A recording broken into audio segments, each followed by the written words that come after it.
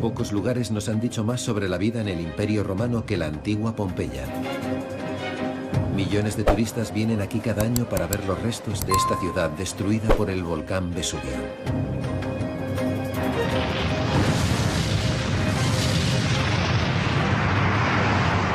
Hace cerca de 2 milenios, Pompeya fue enterrada bajo 4,5 metros de ceniza. 16.000 hombres, mujeres y niños murieron. Pero lo extraordinario es que cerca de 2000 años después, todavía sobrevive la dramática evidencia de aquel trágico episodio.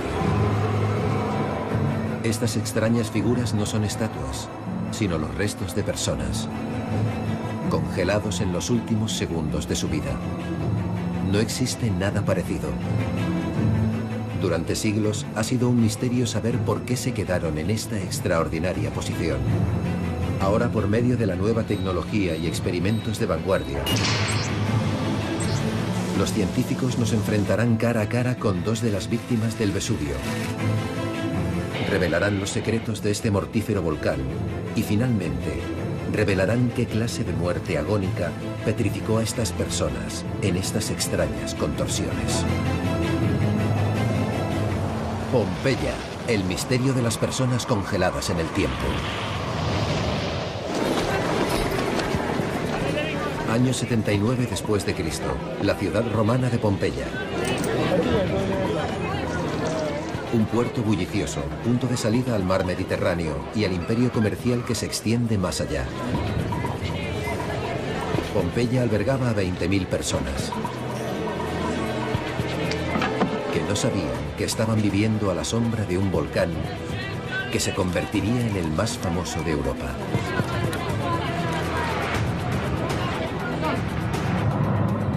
El monte Vesubio, al suroeste de Italia, está situado cerca de un punto crítico de la corteza terrestre, donde colisionan 2 placas tectónicas. El volcán había estado inactivo durante 300 años.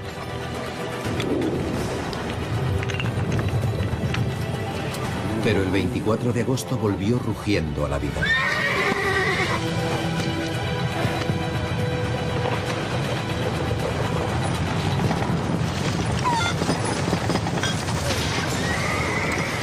Primero hubo un terremoto.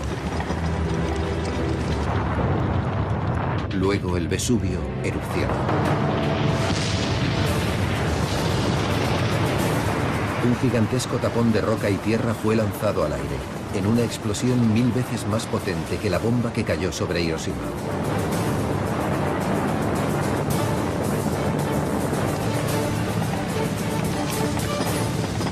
Una gigantesca nube de polvo y ceniza se formó sobre la boca del volcán, empujada hacia arriba por una inmensa columna de gas. En solo 6 horas, esta nube ascendió 32 kilómetros hacia el cielo, más del doble de la altura del monte Everest. La nube se expandió por el cielo como la tinta negra. Era tan densa que bloqueó el sol y convirtió el cielo sobre Pompeya en un cielo nocturno.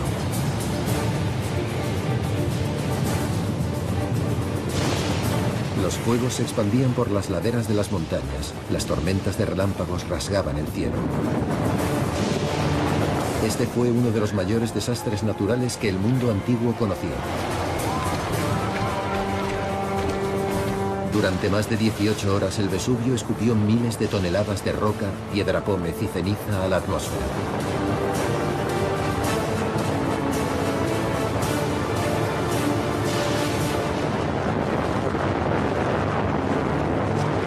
La ciudad de Pompeya se ahogó bajo una manta de 5 metros de ceniza y quedó olvidada.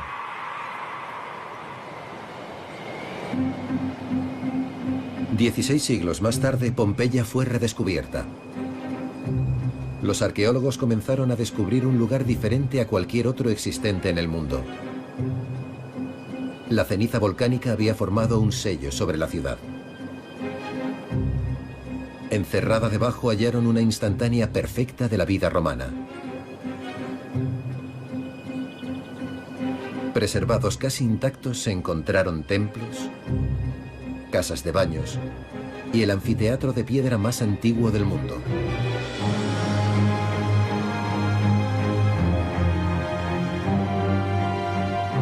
Incluso las pinturas de las paredes sobrevivieron.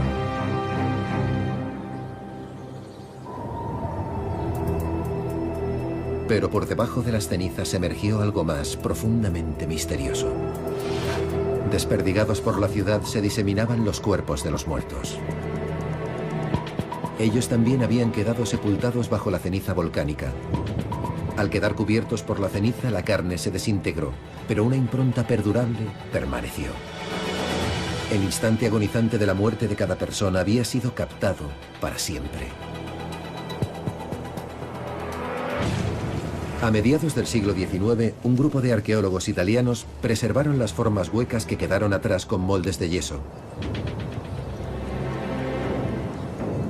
Nada parecido a esto se ha encontrado nunca, ni antes ni después. Pero durante siglos estos moldes han estado rodeados de un halo de misterio. A pesar de las décadas de investigación, los científicos todavía no saben qué clase de muerte agonizante dejó a estas personas trabadas en estas extrañas posiciones, como si estuvieran congelados en el tiempo. Los moldes han descubierto muchos de sus secretos. Algunos son tan detallados que pueden proporcionar pistas sobre quiénes eran. Esta es la figura más grande encontrada aquí. Su tamaño, mucho mayor que el de un romano medio, sugiere que podría haber sido un gladiador traído aquí desde África. Habría entretenido a nutridas multitudes en el anfiteatro de Pompeya. Muchos gladiadores eran esclavos, delincuentes o prisioneros de guerra, traídos a Italia desde las colonias de Roma y obligados a ejercer el oficio de luchador. En el año 79 después de Cristo, esta ciudad, que hoy en día atrae a millones de turistas, formaba parte de un vasto imperio que se aproximaba al apogeo de su poder.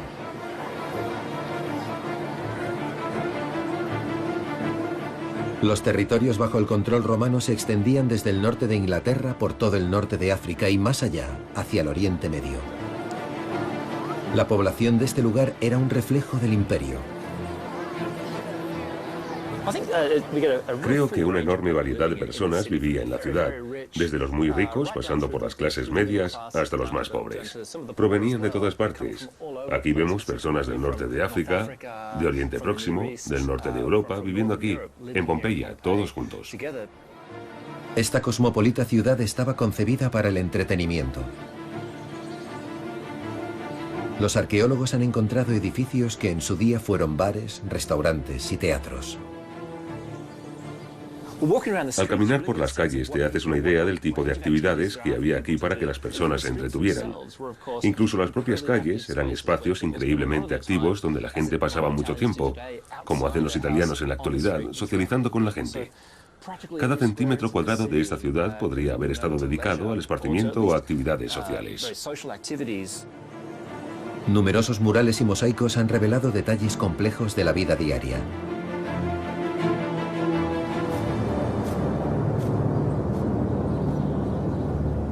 Al parecer este edificio era una cuadra. Aquí fueron encontrados juntos el cuerpo de un hombre y un niño. Algunos creen que son padre e hijo. Es fácil imaginar que juntos dirigieran estos establos a las afueras de las puertas de la ciudad. La mayor parte de los niños en el antiguo imperio trabajaban para su familia, ya que solo los muy ricos podían permitirse mandarlos a la escuela. En ninguna otra parte hemos descubierto más evidencias sobre la vida romana que en Pompeya.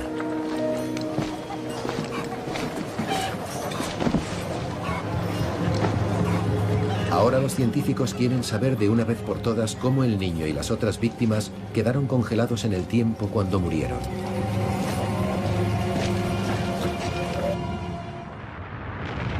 Cuando un volcán erupciona, la lava de las profundidades de la corteza terrestre explosiona hacia la superficie.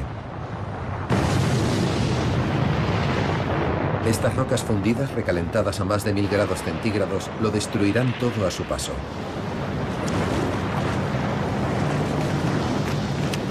Es sabido que las coladas de lava son la más espectacular de las armas letales de los volcanes.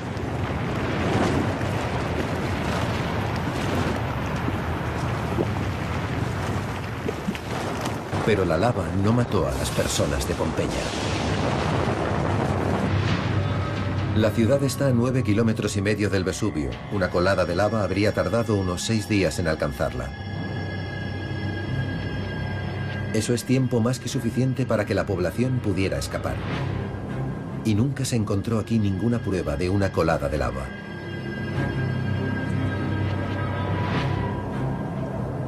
Entonces, ¿qué mató a esta gente y la dejó trabada en estas posiciones extrañas?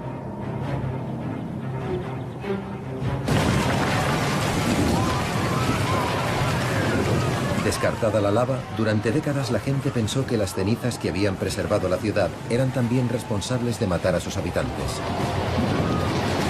Se consideró que murieron asfixiados por la lluvia mortal.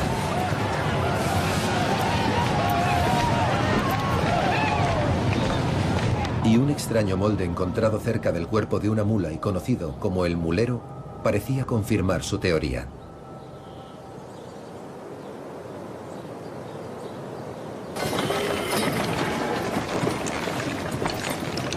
Los muleros ocupaban el último lugar en la jerarquía social de Pompeya, pero eran vitales para transportar los artículos por toda la ciudad. Este hombre conocía las estrechas calles de Pompeya mejor que nadie, pero su conocimiento no le ayudó a escapar cuando el Vesubio erupcionó. Ahora sus restos descansan en el granero de Pompeya. Hasta hace poco se creía que las víctimas murieron a causa de la ceniza que cayó del volcán y que la gente se asfixió y fue enterrada por la ceniza caída con mucha rapidez. Esta víctima parece estar protegiéndose colocando sus manos sobre la boca.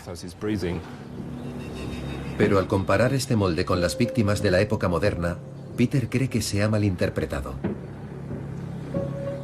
La gente que muere repentinamente de asfixia cae al suelo en cualquier postura y no se queda petrificada así. Así que tenemos que encontrar una explicación diferente sobre el modo en que murió esta persona. Estas personas no se asfixiaron con las cenizas, no las consumió la lava. Entonces, ¿qué fue lo que las dejó congeladas en el tiempo? Para averiguarlo, los científicos tuvieron que mirar más allá de Pompeya, al pueblo de Herculano. Herculano estaba incluso más cerca del Vesubio, a solo unos 4,5 kilómetros del cráter. Se creía que en el año 79 después de Cristo, Herculano era un pueblo pequeño y exclusivo, hogar de 5.000 personas. Era un lugar de ocio para los ricos y poderosos de Roma, cuyas necesidades eran atendidas por un ejército de esclavos.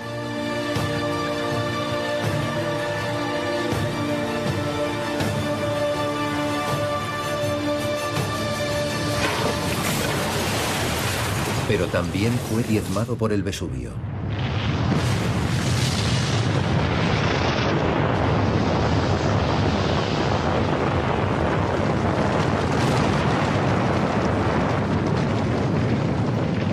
La fuerza del terremoto y la erupción del volcán pudieron haber sido más fuertes aquí.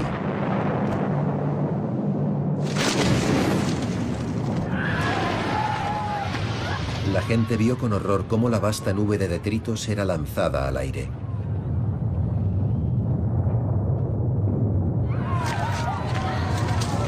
Y luego corrieron para salvar su vida.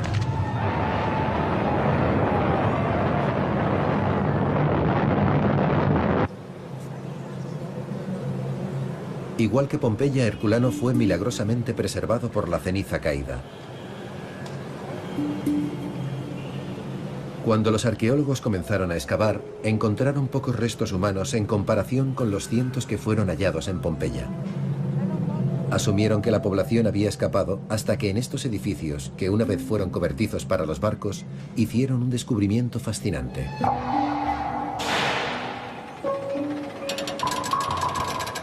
Los esqueletos de unas 20 víctimas. Estos huesos son muy diferentes de los encontrados en Pompeya, pero contienen una información vital que llevó a los científicos un paso más cerca de entender cómo había erupcionado el Vesubio. Aquí se ven los moldes de estos esqueletos que nos permiten ver la postura de las personas cuando murieron, congeladas en el instante final. Ninguno de ellos tuvo una reacción voluntaria.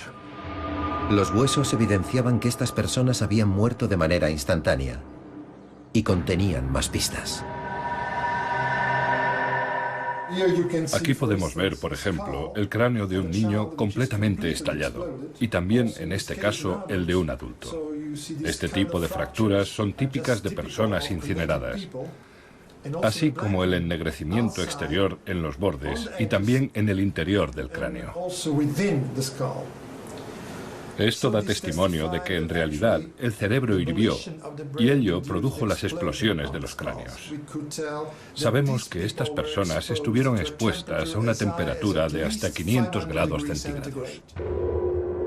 Pero en Herculano, lo mismo que en Pompeya, no había constancia de que una colada de lava hirviente hubiera asolado el pueblo.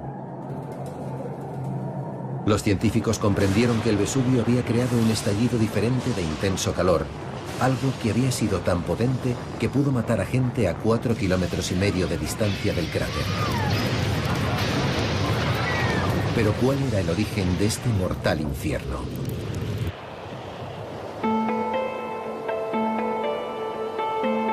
Para descifrar lo que pasó cuando erupcionó el Vesubio, los arqueólogos y los científicos pueden valerse de una extraordinaria fuente de información: el relato de un testigo ocular del desastre, escrito por un hombre llamado Plinio el Joven. Plinio solo era un adolescente en el año 79 después de Cristo, y este fue el inicio de su carrera de escritor. Había observado el volcán desde una ciudad al otro lado de la bahía de Nápoles y registró cada detalle de lo que vio en un par de cartas escritas al gran historiador romano, Tácito.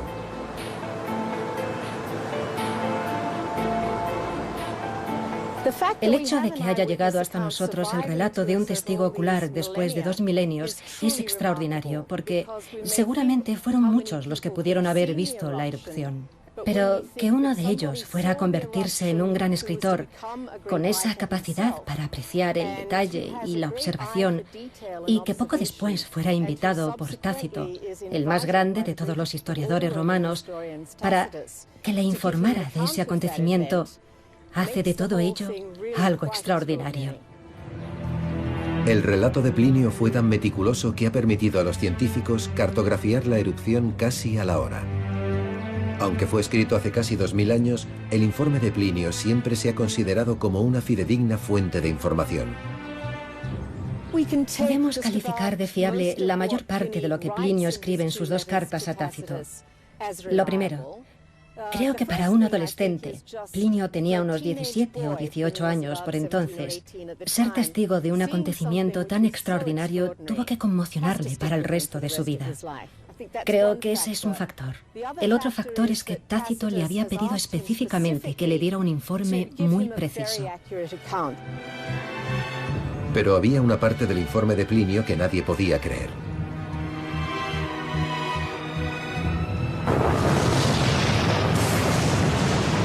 Escribió que 12 horas después de la erupción, el Vesubio todavía seguía escupiendo millones de toneladas de cenizas a la atmósfera.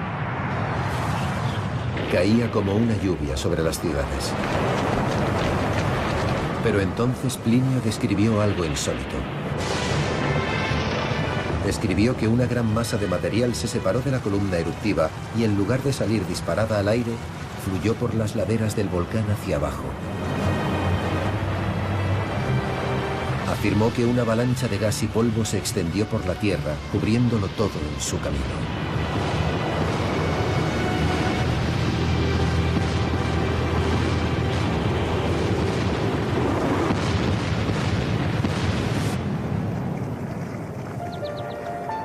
Durante siglos esta parte del informe del joven escritor fue ignorada.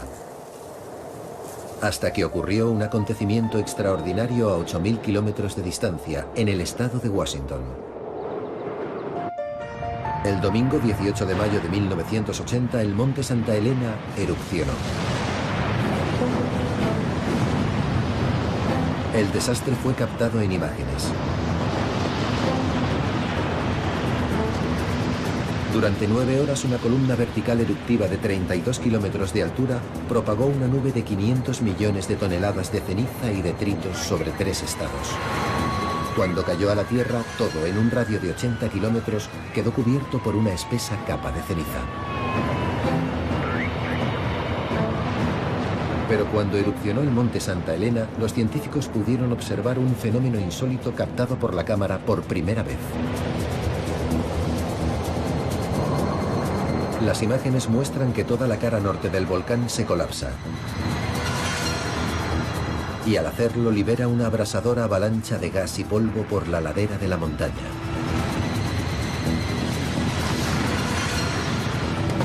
Se denomina flujo piroclástico. Y es letal. Las temperaturas en el interior de un flujo piroclástico pueden alcanzar los 560 grados centígrados y puede desplazarse a 480 kilómetros por hora. No hay ninguna otra cosa en un volcán tan ardiente ni que se mueva con tan devastadora potencia y velocidad.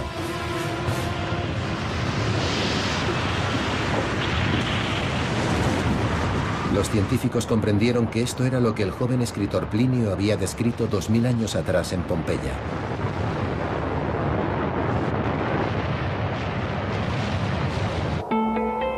Ahora saben que el Vesubio, lo mismo que el monte Santa Elena, son dos tipos de volcanes particularmente peligrosos, originados en zonas donde dos placas colisionan en la corteza terrestre. Una placa se ve obligada a bajar, es subducida por debajo de la otra, para crear lo que conocemos como volcán de subducción. Como todos los volcanes, los de subducción constan también de un lago de magma, o roca fundida caliente, que es forzada a salir a la superficie de la Tierra. Pero lo que los hace tan peligrosos es que al deslizarse, las placas inferiores por debajo de las superiores, se añaden burbujas de gas al magma. Esto cambia radicalmente la forma en que erupcionan los volcanes de subducción. Al elevarse el magma, la presión de las burbujas de gas se acentúa y llega un momento en que explotan desde las rocas que las confinan. El estilo de la erupción es definido por la descomposición del magma y la cantidad de gas que contiene. Si no hay gas en el magma y este sale a la superficie, erupcionará sin explosión, como una colada de lava que podría acumularse dentro del volcán o derramarse por los flancos. Si hay gas en el magma, puede erupcionar de forma explosiva, y esto es debido a que el gas está saliendo a la superficie. Al acercarse el magma a la boca, baja la presión y se expande el gas. Esto ocasiona que la presión interior del volcán vaya subiendo hasta que llega un momento en que es tan alta que rompe la piedra. Entonces el gas separa el magma para formar flujos piroclásticos. Cuando el Vesubio erupcionó, el gas del interior del volcán explotó, rompiendo las rocas que lo rodeaban y creando una masiva avalancha de rocas pulverizadas y gas. Este flujo piroclástico avanzó montaña abajo hacia Herculano. 12 horas después de la erupción inicial, el pueblo se estaba asfixiando bajo una espesa manta de ceniza y piedra pómez. Las personas refugiadas en los cobertizos para barcos debieron de haber pensado que habían sobrevivido a lo peor. No tenían ni idea de lo que se les venía encima. Una ola de gas abrasadora rompió la montaña.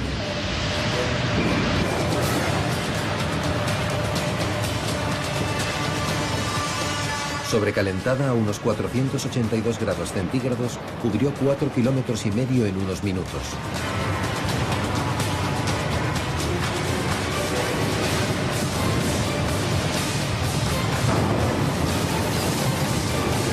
Y luego alcanzó los cobertizos para los barcos.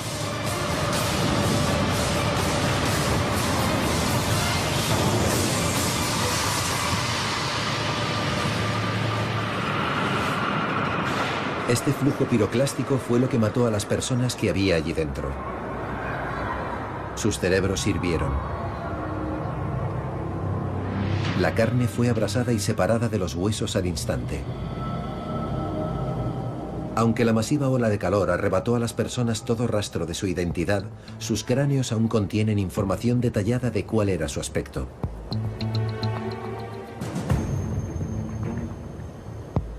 Ahora, por primera vez, el experto en reconstrucción facial Richard Neff los utilizará para reconstruir el rostro de una de las víctimas del volcán.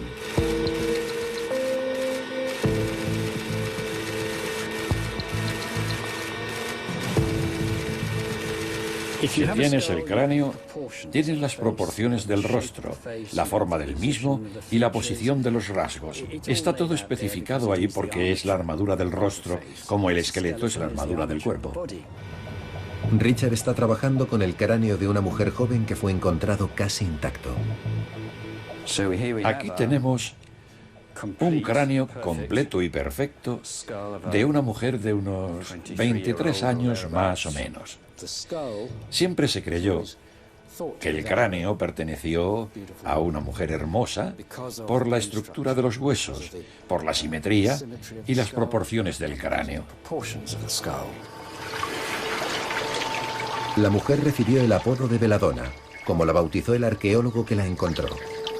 Habitante del próspero pueblo de Herculano, esta mujer seguramente habría llevado una vida de lujo y placer que la tragedia interrumpió de golpe.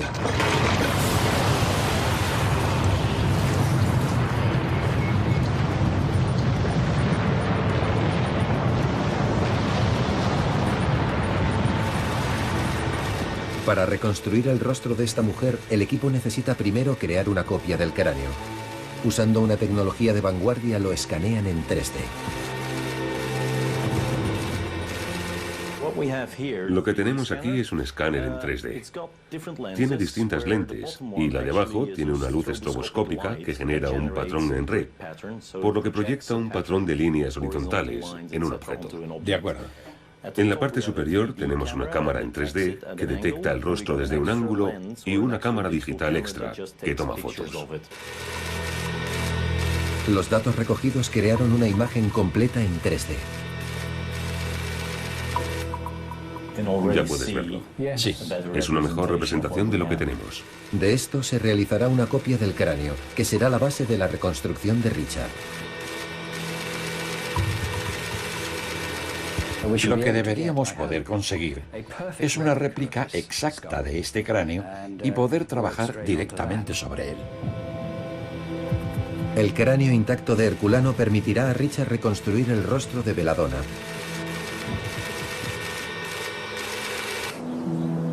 Pero solo a unos kilómetros de distancia, en Pompeya, los restos humanos son completamente diferentes. Estos eran cuerpos completos, no esqueletos. No les había sido arrancada la carne.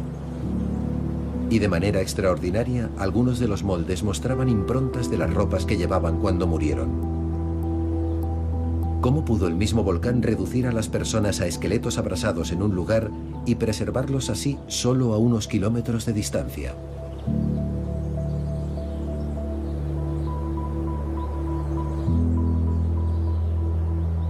Esta vez las pistas no procedían de los cuerpos de los muertos, sino de las profundidades de la Tierra. Casi 2000 años después de la erupción, el suelo de Pompeya aún contiene el material geológico que escupió el Vesubio.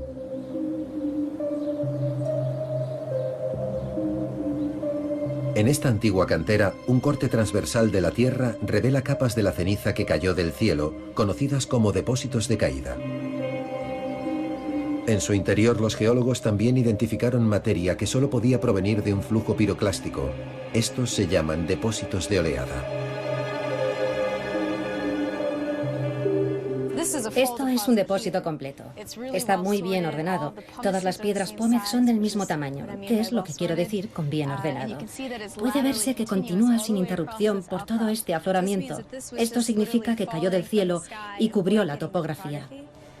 Este es un depósito de oleada. El grano es más fino y desordenado, lo que significa que tiene gran variedad de rocas de distintos tamaños.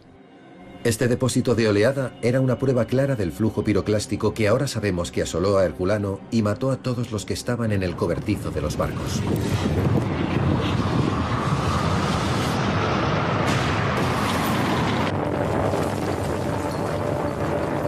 Pero ahora los geólogos han descubierto que este no fue el único flujo piroclástico que explotó del Vesubio.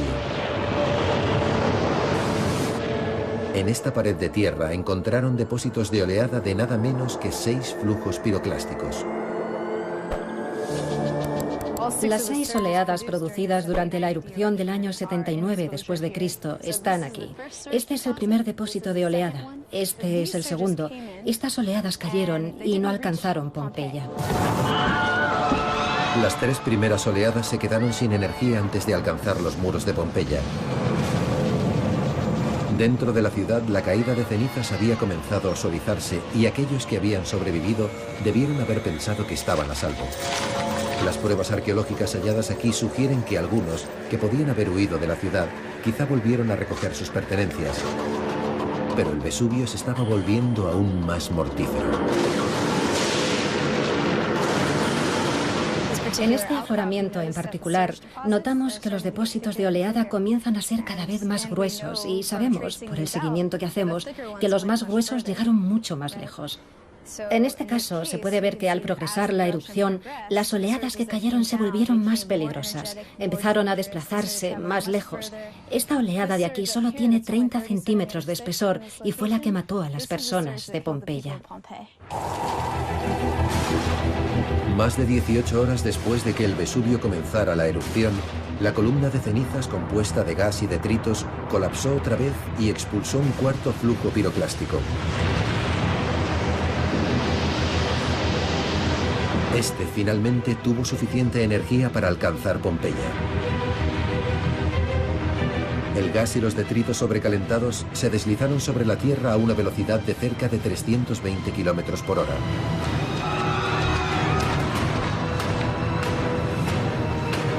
Se canalizó por las calles estrechas.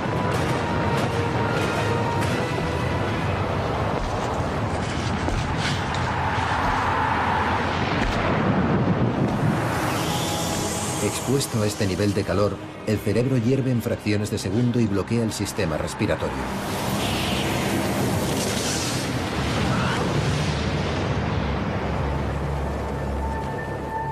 Esto fue lo que mató a los habitantes de Pompeya.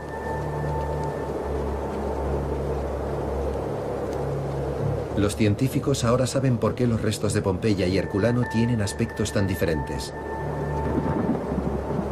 Pompeya está 8 kilómetros más alejada del Vesubio que Herculano. Esto marcó una diferencia crucial. Cuando el cuarto flujo piroclástico había cubierto esa distancia de más, estaba cerca de 400 grados más frío, por lo que tenía la temperatura exacta para matarlos al instante, pero no para carbonizar su carne. De modo que sus cuerpos quedaron inmovilizados en la ceniza. La combinación de este conjunto concreto de condiciones es lo que dejó a estas personas como congeladas en el tiempo. Pero hay un último misterio. Si estas personas murieron debido al calor extremo, ¿cómo es que sus ropas quedaron intactas?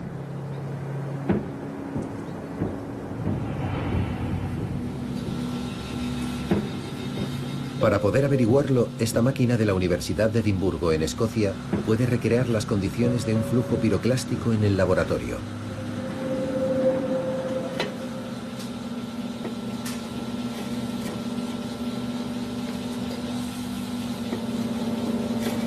Intentamos realizar una prueba para simular las condiciones de lo que ocurrió, para entender cómo la temperatura pudo haber sido lo suficientemente alta para matar a la gente al instante, pero no para quemar su ropa. El tejido que Luke está utilizando es un tipo de lana hervida. Es muy similar a la clase de material que llevaba la población de Pompeya. Está envolviendo un trozo de carne de cerdo para reproducir la carne humana bajo la ropa. Tratamos de simular una oleada piroclástica bajando por las laderas del volcán y acercándose a Pompeya a unos 64 kilómetros por hora y con una temperatura del gas de unos 300 grados centígrados. La máquina recreará las condiciones exactas que mataron a los habitantes de Pompeya, cuando les alcanzó el cuarto flujo piroclástico. Luke calentará la muestra durante 150 segundos, que se piensa que es el tiempo que las víctimas de Pompeya estuvieron expuestas al calor intenso.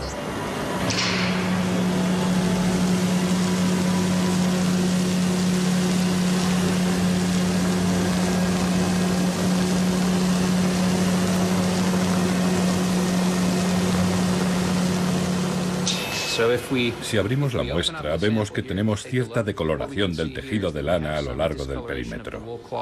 Pero en realidad es la zona del centro la que más nos interesa, y aquí podemos verla. Si tiro en ambas direcciones, vemos que hay una pequeña decoloración del tejido, pero por lo demás parece no haber recibido daños. Ahora echamos un vistazo a la carne de cerdo que estaba debajo del tejido de lana. Vemos que en la superficie hay decoloración, parece estar ligeramente asada, y si cojo el cuchillo y corto la carne, podemos ver cómo está por dentro. Observamos que la superficie de la carne de cerdo está ligeramente decolorada y ligeramente cocinada en la superficie. A esta carne de cerdo le han aplicado 570 grados centígrados de calor, más que suficiente para matar a un ser humano, pero el tejido ha sobrevivido. Lo que esta prueba nos demuestra acerca de las personas de Pompeya es que es posible que se hubieran visto afectadas por el calor y, sin embargo, la ropa que llevaban quedara relativamente intacta.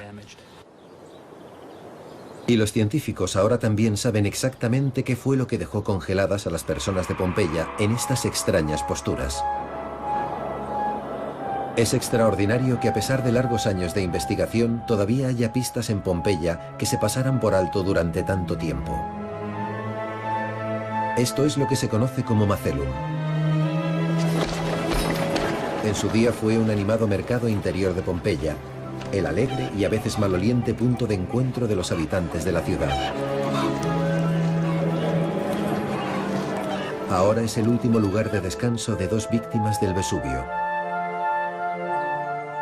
Durante años la gente pensó que este hombre había levantado los brazos para protegerse de un atacante invisible.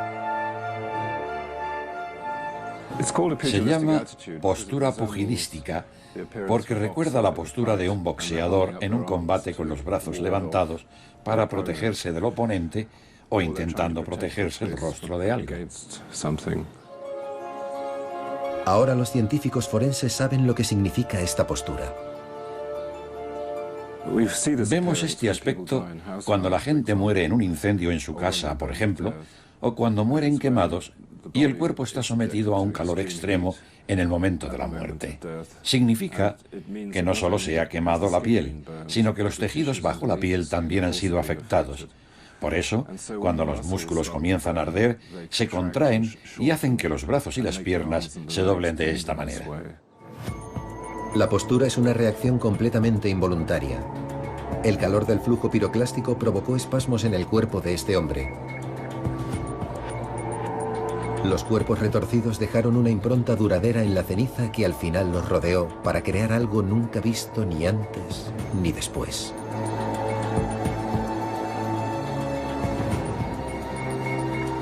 Estos moldes son los tesoros de Pompeya, pero son increíblemente frágiles y los científicos temen que no durarán eternamente.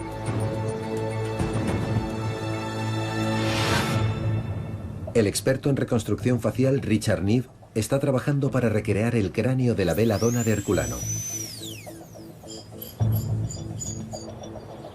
Quiere ver si también puede recrear el rostro de una de las víctimas de Pompeya.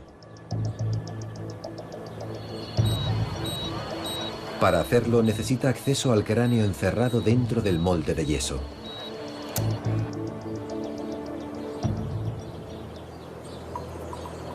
El molde que Richard ha elegido para esta extraordinaria recreación está dentro de un edificio que en su día fue el granero de Pompeya. Ha elegido el molde de este cuerpo porque el yeso que recubre el cráneo es increíblemente delgado. Aunque este es uno de los primeros moldes que se hicieron, se sabe muy poco sobre la persona que fue.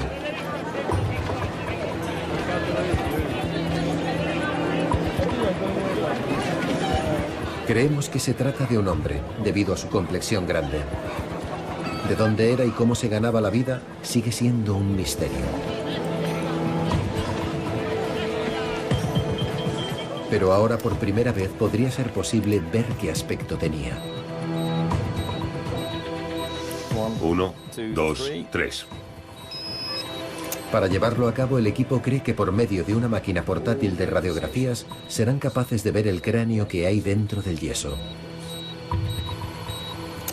Espero que Stein sea capaz de realizar su número de magia para que podamos ver el ángulo de la mandíbula que creo que está ahí. Tomando una sucesión de radiografías desde distintos ángulos, recogen imágenes con las que formarán un cráneo en 3D. Al principio, las imágenes que reproduce la máquina son borrosas y difíciles de descifrar, pero poco a poco van revelando que debajo del yeso, el cráneo ha sobrevivido casi intacto. ¡Oh, vaya! ¿A qué es sorprendente cuando lo miras así? Esta es la parte frontal del cráneo. Se ve perfectamente. Este es el seno frontal, el techo de la órbita, esa es la nariz y el suelo de la boca. Con esto podemos crear un cráneo y cuando lo tengamos podremos recrear el rostro en el cráneo que hemos hecho.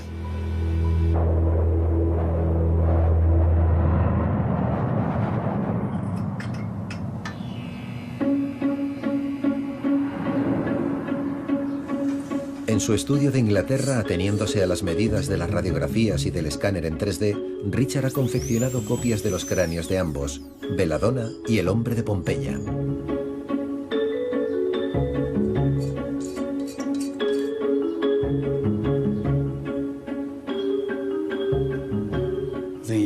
El siguiente paso es colocar los ojos en las órbitas, desarrollar la nariz, la boca y las orejas, porque configuran los rasgos básicos en el rostro.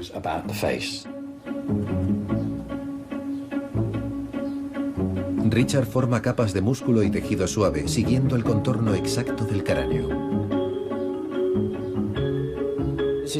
Esto no es una escultura, esto es una reconstrucción anatómica, un ejercicio totalmente diferente.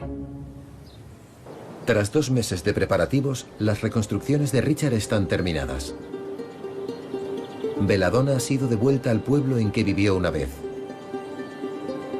Esta hermosa joven, vecina de Herculano, murió encogiéndose en uno de los cobertizos para barcos.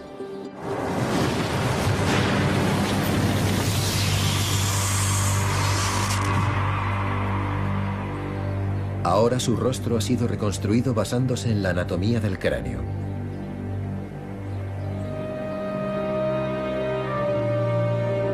Esta joven caminó una vez por las estrechas calles de Herculano, quizá incluso acudía a este templo.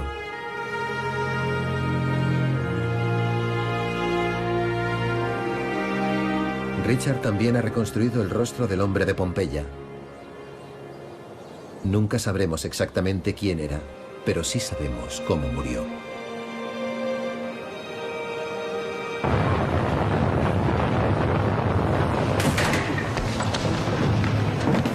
Creemos que este hombre consiguió vivir 18 horas desde el inicio de la erupción.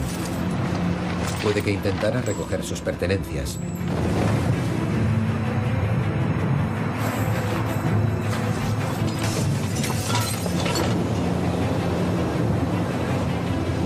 Es probable que escapara a la gran lluvia de ceniza ocultándose dentro de su casa.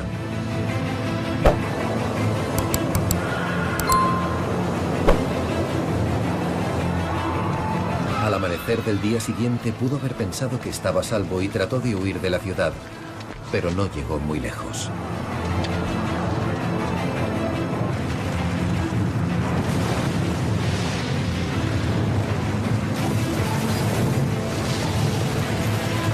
A eso de las 7:30 de la mañana le envolvió el cuarto flujo piroclástico.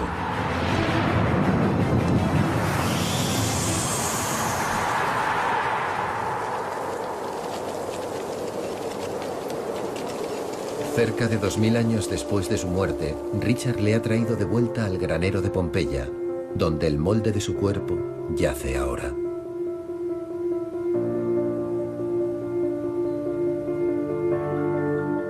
Esta es la primera vez que una víctima del Vesubio encerrada dentro de un molde ha sido reconstruida.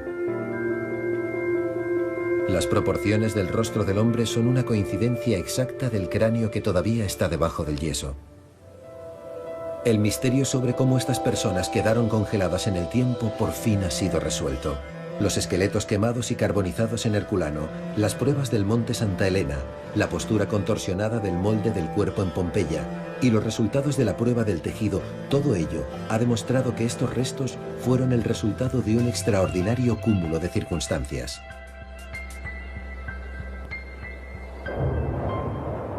Pero no se puede decir que estas condiciones no se vuelvan a dar otra vez. La historia del monte Vesubio está lejos de acabar. El volcán aún sigue activo. Ha erupcionado 50 veces en los últimos 2000 años. La última vez fue en 1944. Medio metro de ceniza cayó sobre las antiguas calles de Pompeya y sobre los pueblos circundantes. Pero esta fue una erupción relativamente pequeña. Desde entonces el Vesubio ha estado extrañamente tranquilo. Los científicos saben que volverá a erupcionar. Lo que no saben es cuándo.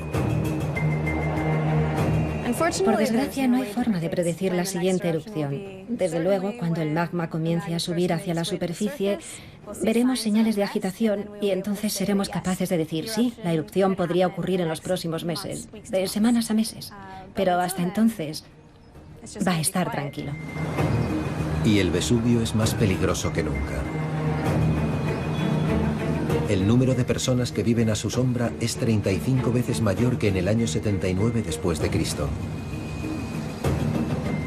A 16 kilómetros de Pompeya está la populosa ciudad de Nápoles, uno de los lugares más densamente poblados del mundo, hogar de 3 millones de personas. Se los tragarían la ceniza y los detritos volcánicos. Y el Vesubio todavía sería capaz de producir algo incluso más letal.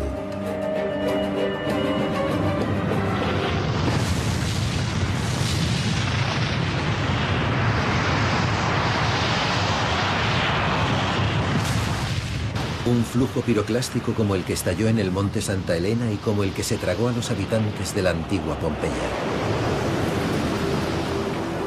Y esta vez, en las modernas ciudades de Pompeya y zonas circundantes, podría encontrar en su camino a 500.000 de personas.